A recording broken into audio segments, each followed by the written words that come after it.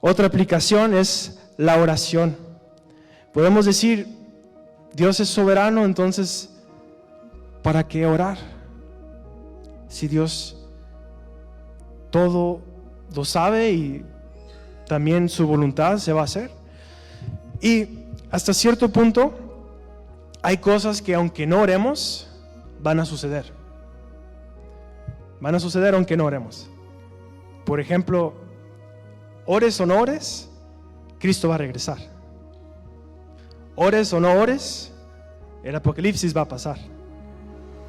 Hay cosas que Dios ha determinado que van a pasar y van a pasar.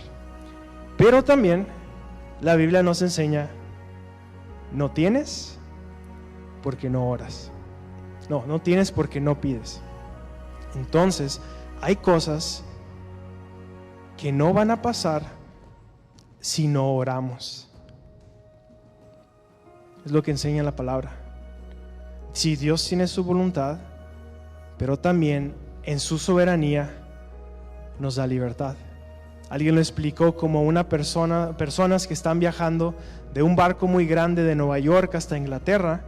Se ha determinado que el barco va a llegar a tal puerto, a tal hora, a tal día, y la gente adentro no puede cambiar las cosas. Pero la gente adentro tiene la libertad de, algunos están leyendo, otros durmiendo, otros comiendo, dentro de ese gran barco. Y en la soberanía de Dios, en los propósitos de Dios, pues nos da este libre albedrío. Pero a veces no tenemos porque no pedimos. La voluntad de Dios es de que cada uno de nosotros seamos llenos de su Espíritu. Pero si no lo buscas, si no clamas, si no esperas, no lo vas a tener. Entonces, Dios en su soberanía quiere hacer su obra en nosotros, que participemos en sus planes. Dios ya había dicho que Israel después de 70 años iba a quedar libre, iba a regresar a Israel.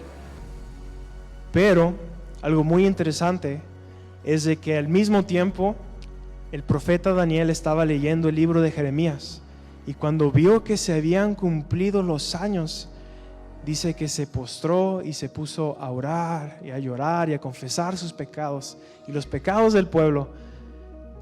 Y Dios escuchó la oración y liberó a Israel. Pero pueden ver que era un propósito de Dios, pero Dios quería que Daniel participara en eso. Y Dios quiere que yo y que ustedes participemos en lo que Él está haciendo. Que oremos. Y por eso debemos de orar, porque Él es soberano, porque Él está sobre todas las cosas. Entonces alguien dijo, cuando oras, mueves la mano que mueve el mundo. No queriendo decir que nosotros en nuestros berrinches le decimos a Dios qué hacer, pero al orar a Dios, Dios es el que tiene el control sobre el mundo. De verdad, tal vez alguien aquí por su salud física no puede servir en los alcances y te sientes como quisiera ir, como quisiera compartir con la gente, como quisiera servir, pero estoy en mi cama y no puedo hacer mucho. Hermano o hermana, quiero decirte que puedes hacer mucho, mucho, más de lo que te imaginas. Hay una historia muy bella que escuché de un día una hermana se levantó en la madrugada y no podía dormir. Y le vino a su mente un misionero que estaba del otro lado del mundo y empezó a orar por él. Varias horas, a clamar. Años después se encuentra el misionero y resulta que él, mucho tiempo antes, estaba en una situación muy peligrosa donde podía haber perdido la vida. Y quedó que era el mismo día a la misma hora. Y Dios usó la oración de esta mujer para afectar algo al otro lado del mundo. Imagínense.